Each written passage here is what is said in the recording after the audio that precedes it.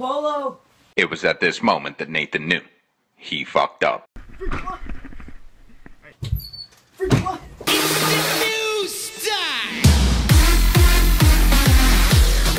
Hey, what is up, guys? It's SJ Eagle here, and I'm here today with Joey or Scuffy Manarain. Yeah.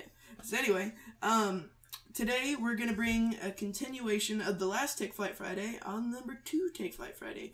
What we're gonna do is have more news articles about dumb criminals and their attempts to escape with the items they try to steal, or whatever they're doing. Just dumb criminals in general. So just to get this out of the way, this is a Blue Yeti right here. This is what I use to record all my gaming footage. By the way, I'm getting up soon. I'm getting more gaming footage up soon. Mm-hmm. But anyway, I decided I might like to throw that out there just in case anyone asks. I already got. And also, I just actually recorded a little bit with this and his Elgato Gaming HD. So that will be on my channel. So a link will be in the description. If you want, maybe be in the description. Just if he uploads it. Yeah, I'm editing this video right here, so I got you guys. All right, cool. All right, so to start off this, we've got a pretty funny one that I liked. So the article, it's Art Thieves. Wait, sorry. Yes. Okay, so first off, I just want to point out that he is doing 2 nudist articles, and I'm doing 2, and then we're gonna do two special. Yeah, they're smaller. They don't actually have articles to go with them, but they're funny headlines that we think you guys. So sorry about that, but continue. It's cool. All right. So Art Thief has no idea how to hide things, and you guys should agree with him after hearing this.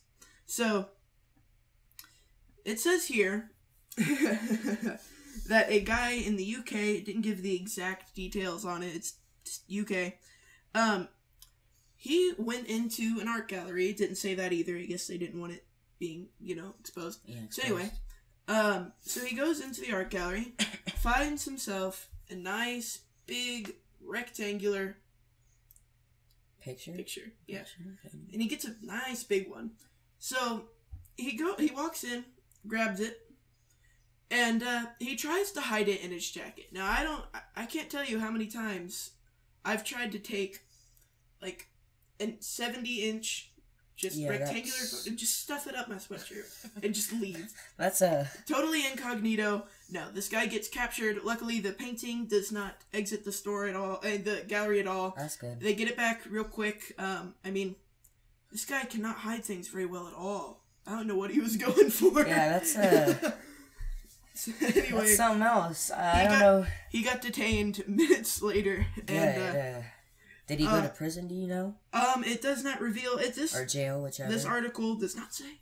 Doesn't say. All right. Okay. Well, so we're on to my article, and so I don't know what this person was thinking.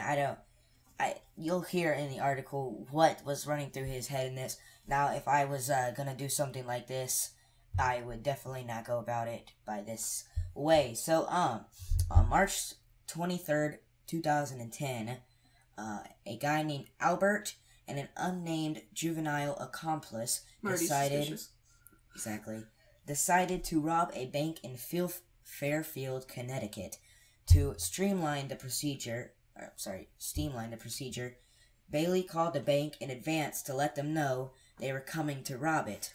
So, first off, he's already made his first mistake of telling them that I'm gonna rob the bank. Okay, take a count, because that's just the first mistake he's done. Yeah, it would have been funny if he had a GoPro on and everything, just like, hi guys, I'm here robbing a store today.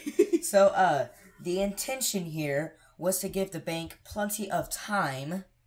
So he's telling them in advance to give them time to get the money ready. To get the money ready so that the 2 of them could just walk in there and take the cash and leave. And it did not work. It did not work. Minutes after the phone call, Bailey sent him in his juvenile accomplice along with the note to eliminate any confusion, perhaps in case the bank was also waiting for a different robber. So just say they know who it was, and they could call in advance, so they knew their faces and everything.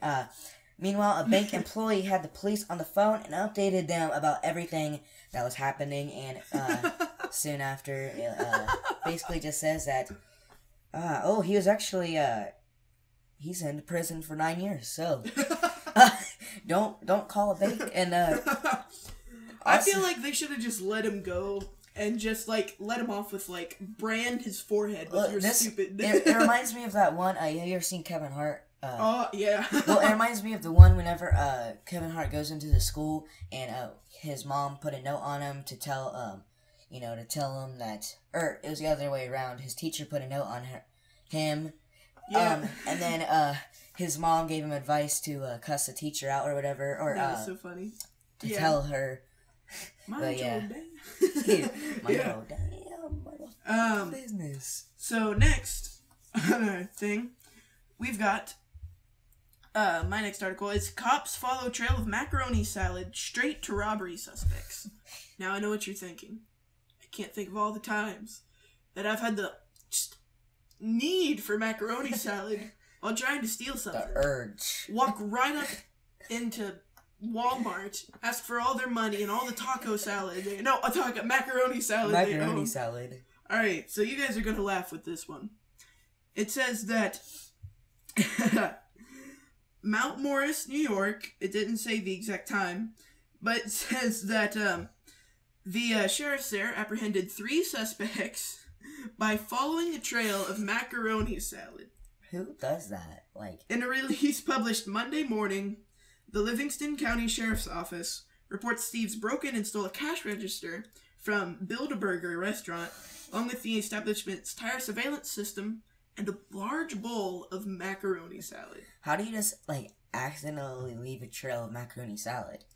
I don't really know. How would you go about doing that? Deputies were hot on their trail, literally, following macaroni salad. Alright, so it says right here in the actual article, found along the trail were cash register parts, surveillance system parts, rubber gloves, loose change, and a steady trail of macaroni salad. I feel like it's like Hansel and Gretel here, just dropping it off so they can find their way back. So they can get more macaroni salad. I don't know how.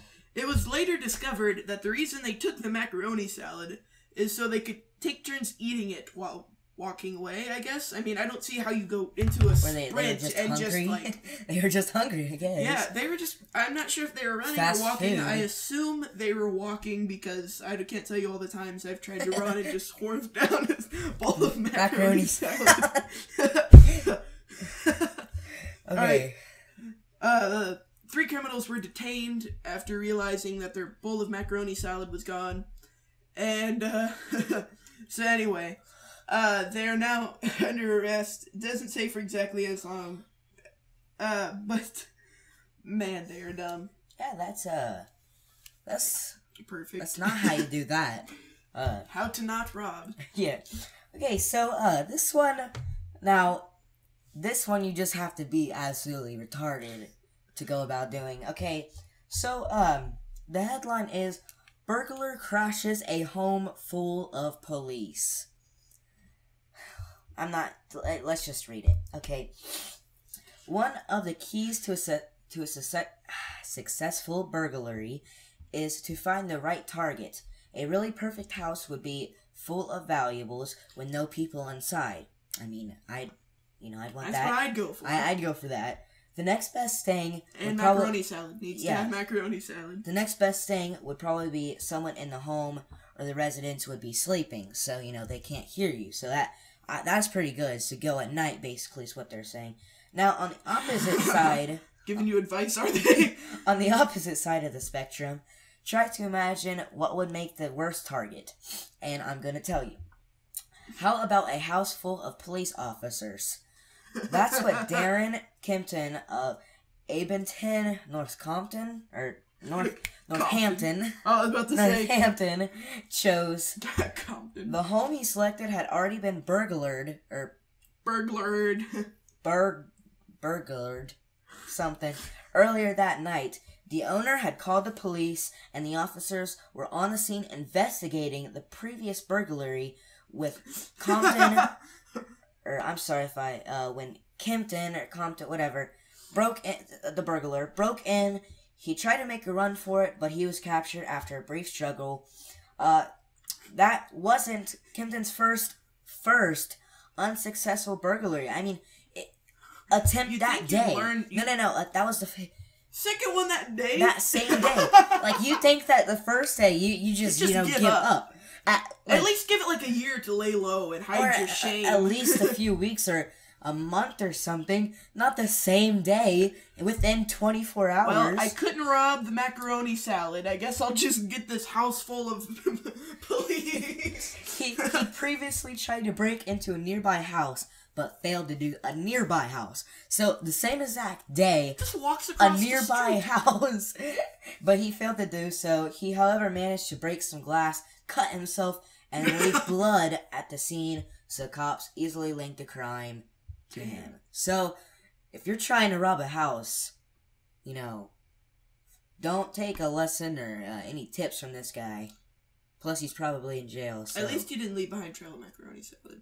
He's got that part That's covered. he did leave blood though, but you know that he can't really macaroni salad. You know that's pretty hard to cover up. So. Yeah. So, we're out of our big stories, but we've got two little small stories that we thought were so funny that we just give you the headlines because they didn't have a description. So mine, as you may have seen in our most epic intro ever, between both of our channels, I think that's probably the best one we've done. Yeah. It says, the guy who just couldn't resist. There was a guy who was robbing a house, okay? And he had the perfect situation. No one was home. No, nothing was happening. He was in, he was stealing, he was good. He was A-okay. Well, someone saw him come in, apparently somewhere. So, officers were called, and they run in. A police officer says his name was Tim Dorr. No, that was the detective. It didn't say the police officer's name. But anyway, the police officer came in, and he yelled Marco. Now, I'm not sure if you guys have ever played the epic pool game Marco Polo. But when someone yells Marco, you yell Polo. I mean, it's just a rule. Marco? Polo. Alright. So anyway, so the officer yells Marco to try to add a bit of humor to the situation. You know, if you're going to get arrested, at least you got a funny cop on your side. And what a funny way to go out. The burglar yells Polo. The police find him instantly, and he's detained and arrested. I love that so much. That is my favorite one. If I were a cop, that would be like my signature. Like, whenever I'm trying to find someone, yeah, like, you ever play hide and go seek as a kid, and like, whenever you said Ollie Ollie Ox McFree, you had to say something. That's basically how I do it, but instead say Marco, and then you'd have to reply with Polo. So you got caught. It worked. That was a cool trick by the officer. All right, and then Joey's got one that he found that he liked. Okay. So, this one's pretty short, but pretty sweet. Have you ever seen, just, one thing that came to my head, George Lopez? I used to watch that as a kid, but anyways, I did too. If, you ever saw that, he had, an office down at his power plant, or where he worked, and he had this talking fish on the, like, above his, desk, and he'd always, you know, play around with it in a few episodes and stuff. But if you don't know what that was, it's basically just a fish on, like, a plaque that is, electronic. You press a little button and it flaps and stuff, makes noises and it sings. They're known, a lot of them are known as, like, the singing largemouth bass. That's what they are. Yeah, so, this burglar, who was afraid of a fake talking fish.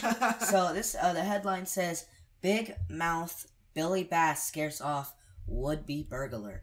Now, I mean, I got, you know, ADT and stuff like that, or whatever it's called, but, you know, I think I need to get this installed, because apparently the Big Mouth Billy Bass just scares off all the burglars, so I just might as well just give up everything else and just buy that. They pee their pants, they drop their macaroni salad, they're out the door, man. They leave a trail of blood in it and macaroni. Just keep it right on the back of your door. So as soon as he walks in and the door opens, turns around, and it's just singing and dancing for him, and like have a little spotlight on it, just so the only thing in the room they can see is that.